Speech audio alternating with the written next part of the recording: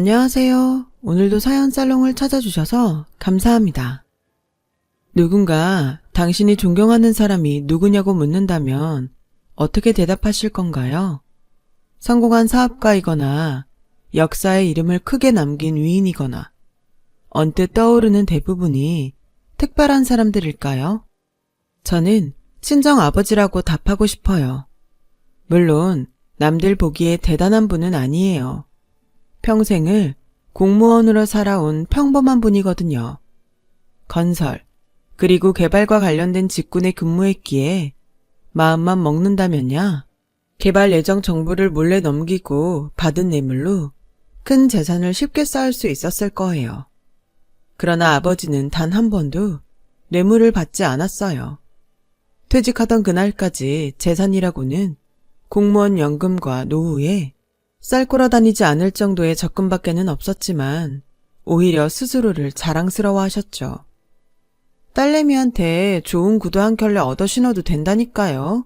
정년퇴임 기념으로. 아냐, 지금 있는 것들도 쓸만한데 뭘. 쓸만하기는 다 떨어진 밑창만 해도 벌써 몇 번씩 바꿨다는 거 내가 다 아는데. 아빤 진짜 괜찮다니까는. 왜요? 공무원이어서? 사람들이 뒷돈 받은 걸로 사치 부린다고 손가락질할까봐? 그런 거 아닌데 뭐. 내일부터는 공무원도 아니고. 공무원이어서가 아니라 작은 욕심이 큰 욕심으로 쉽게 번져버리는 사람들을 너무 많이 보면서 살아왔기 때문이야. 아빤 그렇게 되기 싫어. 하긴 건설이랑 개발 쪽에서 일하다 보면 투기꾼들이니 사기꾼들이니 얼마나 많이 받겠어. 나쁜 공무원들도 꽤 많았을 거고. 말도 못하지. 억소리 오가는 돈 노름 앞에서 사람 변하고 망가지는 거 순식간이더라. 그런 데는 약도 없어. 그래도 난 좀 아쉽다. 평생 일한 직장에서 퇴직하는 건데. 아쉽기는 오히려 떳떳하게 떠날 수 있어서 좋은걸. 네? 아빠가 한평생 아침 이슬처럼 깨끗하게 살았다는 거 우리 딸이 알아주고 하늘이 알아주잖니. 후배 공무원들한테 귀감이 되는 모습으로 퇴직할 수 있는 것만으로도 충분히 행복해. 정년퇴임 이후에도 아버지는 그 흔한 부동산 재테크 같은 건 일절 손도 대지 않았어요. 업무상 알고 있는 정보들이 워낙에 많은 탓에 혹시 자신도 모르는 사이에 그 정보들을 불법적으로 이용하게 되지는 않을까 걱정이 된다면서요. 하지만 되려 엉뚱한 사람이 부동산 재테크에 시선을 사로잡혀버리고야 말았어요. 평범한 가정주부인 시모였죠. 시모의 주식 중독 증세 얘기를 처음 듣게 된 순간 제 머릿속에는 딱 이런 생각이 들었어요. 우리 아버지는 청년 결백한 것도 모자라서 상견지명까지 있었던 걸까? 왜냐면 시모가 부동산에 욕심을 내기 시작한 계기가 바로 친정아버지가 퇴임식 날 저에게 해주었던 얘기와 똑같았거든요. 억소리 오가는 돈누름 앞에서 사람 변하고 망가지는 건 순식간이라고. 그런 데는 약도 없다고. 시모의 시작은 질투였어요.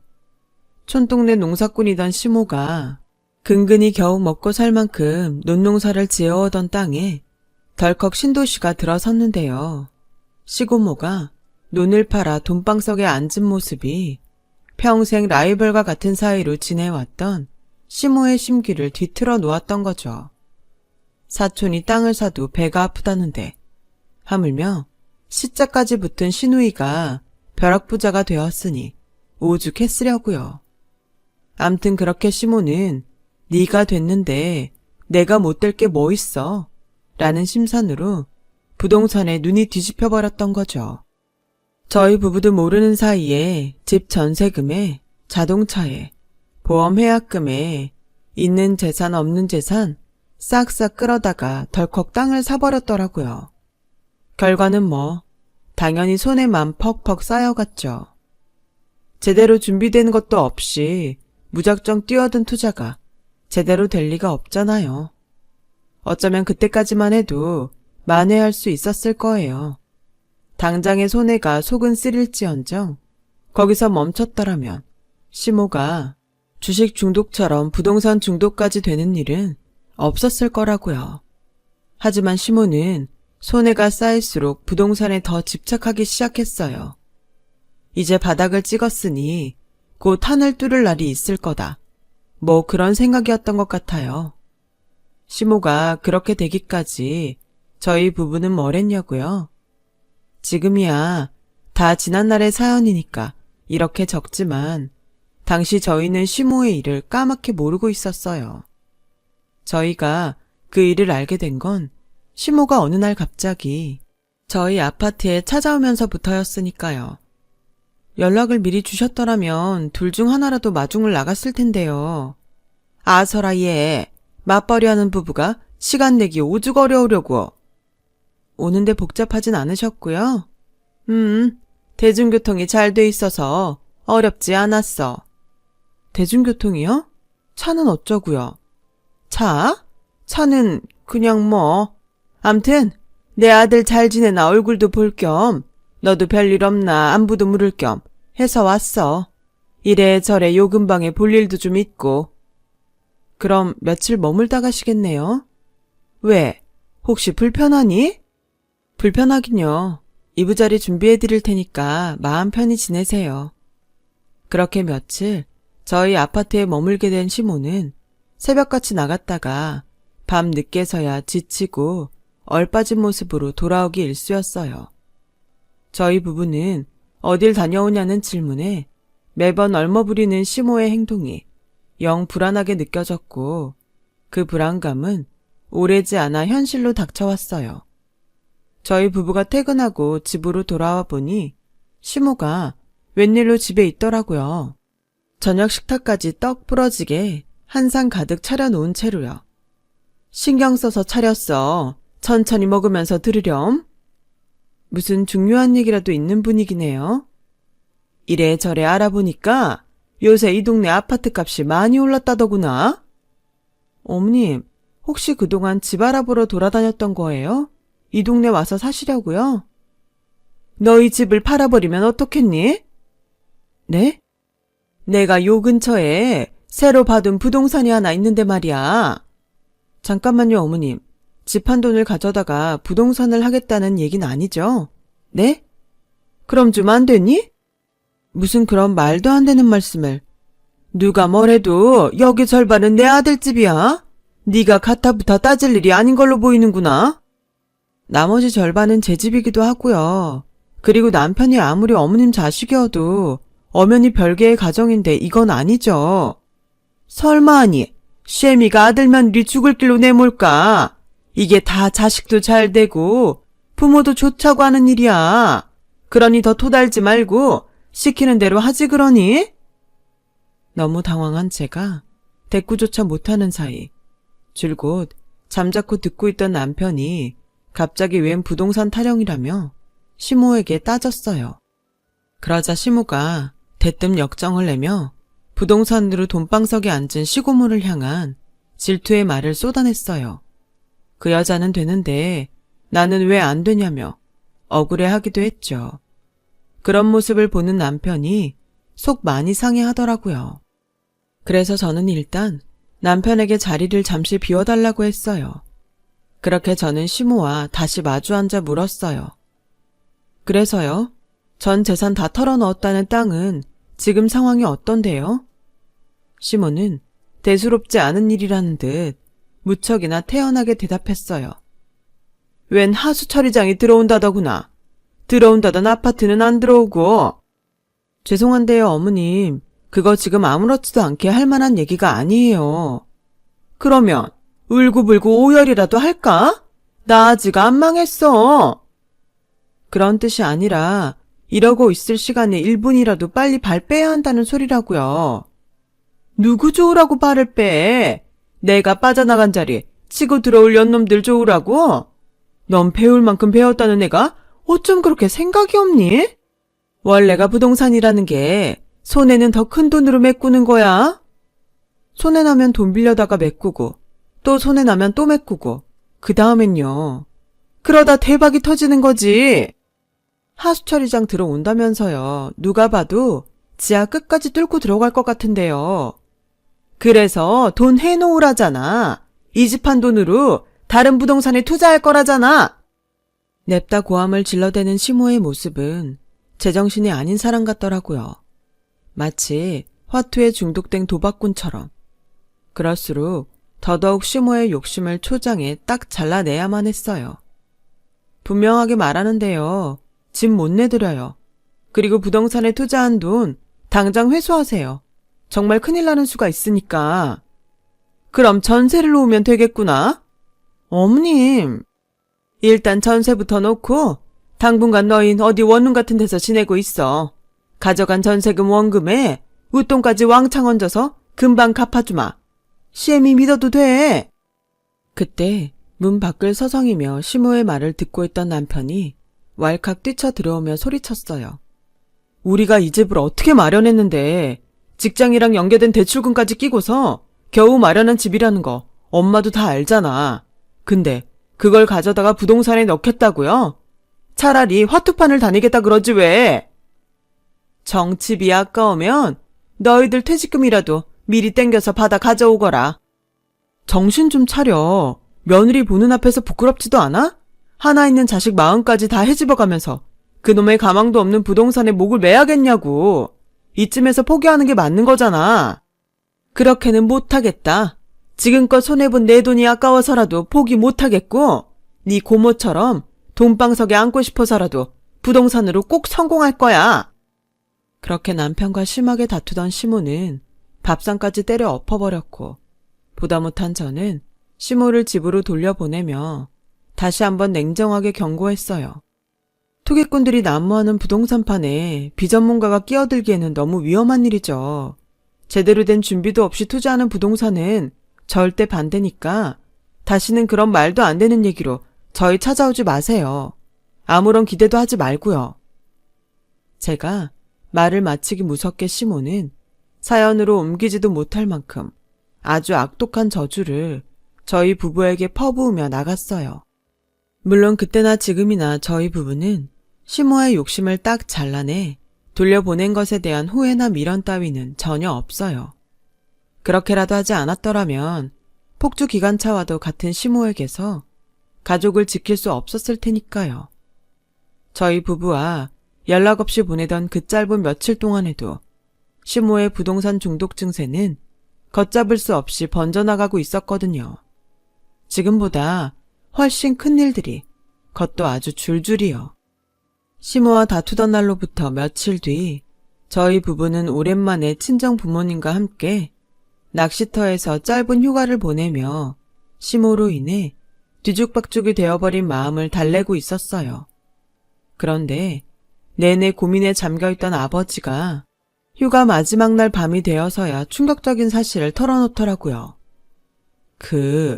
내가 일전에 했던 말 기억하니? 돈이 사람을 어떻게 망쳐놓는지에 대한 이야기 말이다. 그럼요. 당연히 기억하지, 아빠. 설마? 사부인이 며칠 연이어 들이닥치는 바람에 아주 고역이었어. 뭐라는데요? 아빠한테도 돈 달래? 부동산에 투자하겠다고? 노후자금이라고는 공무원 연금이랑 작은 적금밖에는 없다고 하니까 연금을 일시불로 받아다가 달라는 둥, 노후는 자신이 책임질 테니까 적금을 깨서 내놓으라는 둥. 그 눈빛이 공무원에 재직하던 시절 봐왔던 망가진 사람들이랑 똑같더라. 그래서요, 돈 해준 건 아니지? 당연히 거절했지. 했는데 한참을 망설이던 아버지는 어렵게 말을 이어갔고 그 내용은 기가 막혔죠. 부동산 개발 관련 공무원 인맥을 소개시켜달라고 그렇게 떼를 써대지 뭐냐. 이제는 아주 공무원한테까지 접근해서 부동산 개발 정보를 빼내시겠다? 아주 막가자는 거네. 불법이잖아, 그거. 진정해. 아무도 소개 안 시켜줬으니까는. 잘했어. 앞으로도 절대 휘둘리지 말아요. 뇌물이다 뭐다 무슨 짓을 벌일지 모르는데 까딱하다가는 아빠까지 덤태기 쓰는 수가 있어. 하긴 그게 얼마나 위험한 일인지 아빠가 제일 잘 알겠지만. 사부인 많이 절박한 모양이더라. 땅값이 단칸방 월세도 못 구할 만큼 떨어진 모양이야. 그 정도면 뭐 휴지 조각 됐다고 봐야지. 그러게 왜 무턱대고 부동산 같은 데 눈독을 들여가지고서는. 신경 쓰지 마요. 혹시나 괜히 연민 같은 것도 품지 말고요. 무슨 일 생기면 바로 연락하고.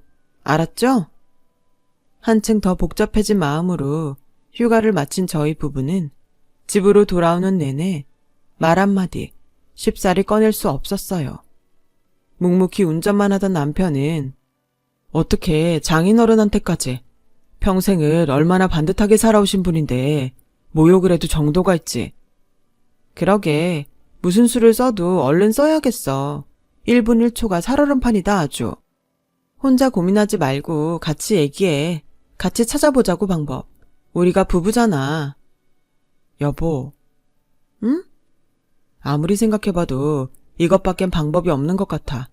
우리 엄마가 쉽게 말려지지도 않을 것 같고. 그래서 말인데 은희야.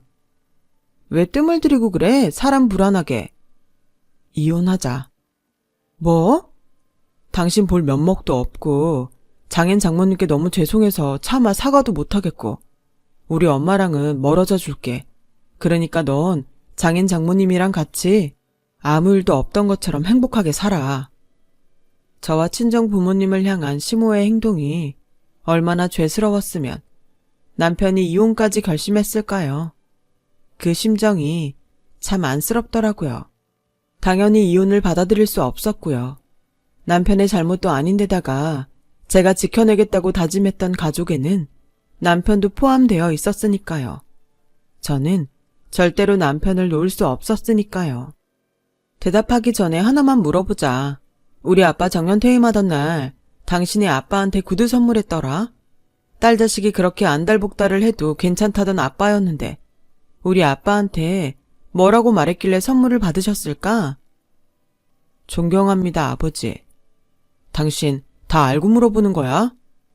어떻게 몰라. 아빠가 나한테 얼마나 자랑을 했는데 아들내미 생겼다고 아들내미한테 존경받는 아비가 되었으니 세상 올바르게 살아온 보람이 있다라고. 그 얘기 들으면서 내가 무슨 생각했는 줄 알아? 아, 이 인간 나랑 우리 부모님을 너무 사랑하는구나. 아니야? 이혼? 좋아. 해. 하자고. 근데 나랑 우리 부모님을 지켜주기 위한 이혼이라면 그러지 마. 그건 날 위하는 게 아니니까. 그날 그렇게 사랑을 확인한 저희 부부는 가까스로 이혼 위기를 넘길 수 있었지만 시모에 대한 어떠한 대응책을 마련할 여유조차 주어지지 않았어요. 이튿날 휴가 동안 밀린 업무를 처리하느라 분주한 저에게 걸려온 한 통의 전화. 아버지 후배 공무원이 전한 소식이었어요. 시모가 결혼식 하객 리스트를 이용해 개발 관련한 공무원들을 찾아다니고 있다지 뭐예요. 어떻게든 막아야만 했죠. 급히 갔습니다. 시모가 있다는 시청으로요. 아니나 다를까 제 걱정은 또 현실이 되었어요. 시모가 시청에서 난동을 부리고 있었으니까요. 시모의 한마디 한마디마다 친정 아버지의 이름이 꼭 끼어 있었으니까요. 치가 떨리더라고요. 친정아버지의 소개로 왔다면서 공무원 나오라며 객기를 부렸고 만나주지 않는다면 이 자리에서 혀를 깨물겠다고 하더군요. 자꾸 이라면 경찰 부를 수밖에 없다며 제지하는 신청 공무원에게도 친정아버지의 이름을 들먹여가면서 손찌검이라도 할 듯 거들먹거렸어요.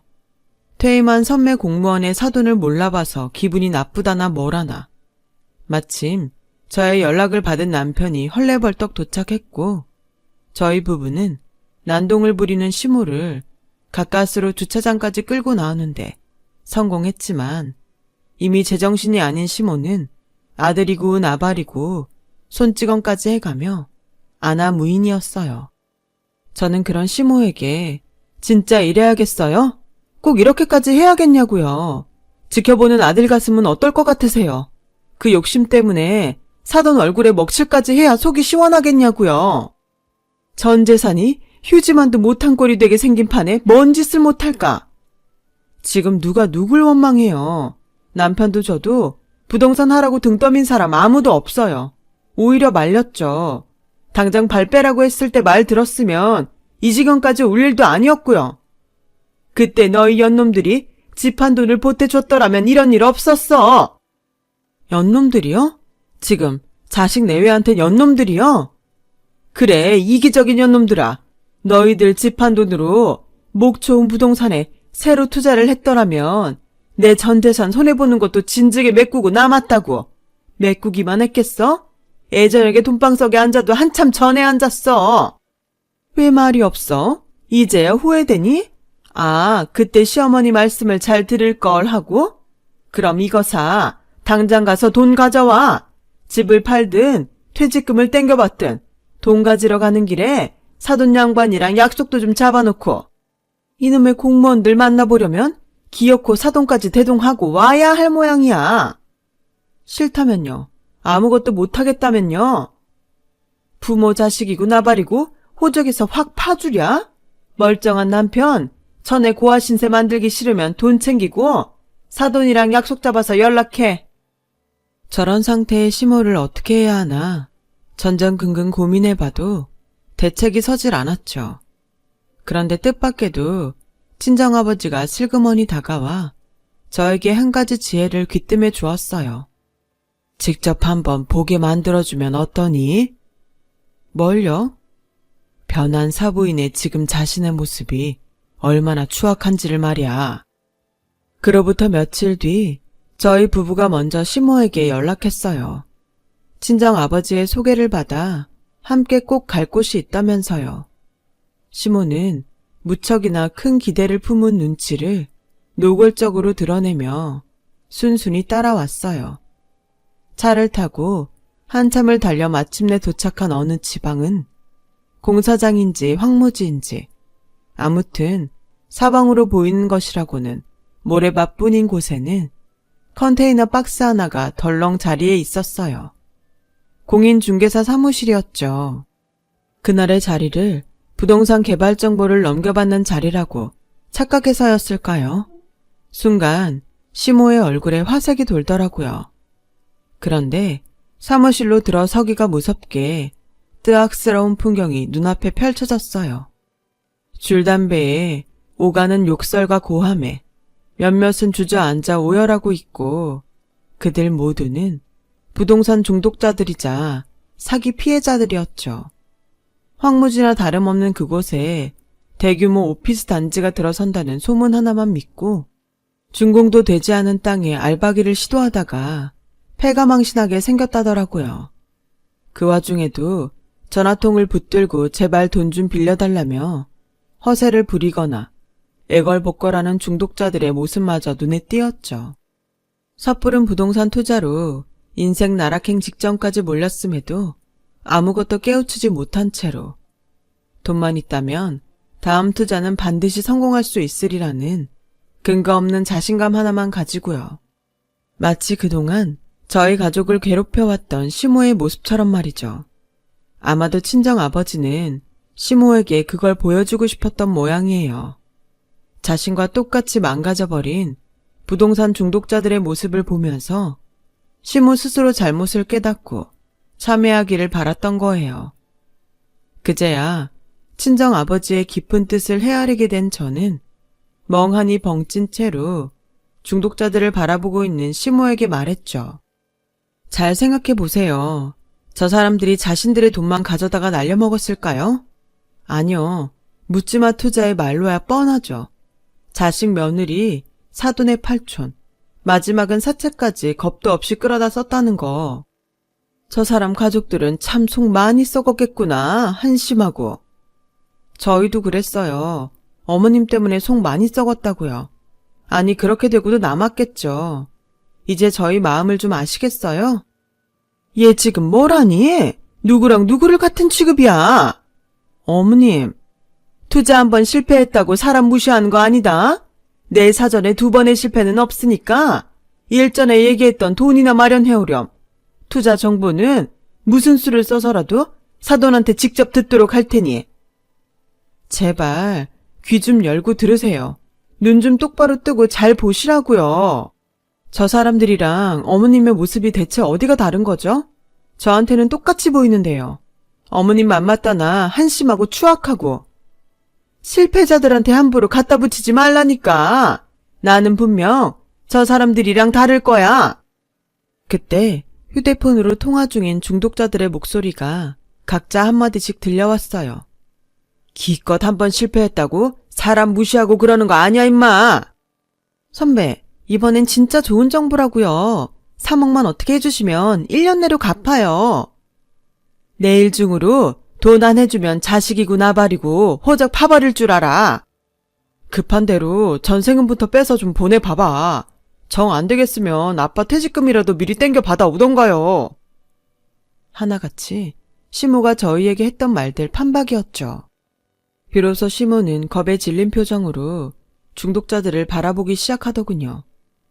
저 사람들은 일말의 반성조차 하지 않고 있어요. 오히려 현실을 부정이나 하면서 더 깊은 수렁으로 스스로를 끌어내리고 있을 뿐이죠. 어머님처럼요. 나처럼? 네, 똑같죠. 생각할 시간을 좀 드리죠.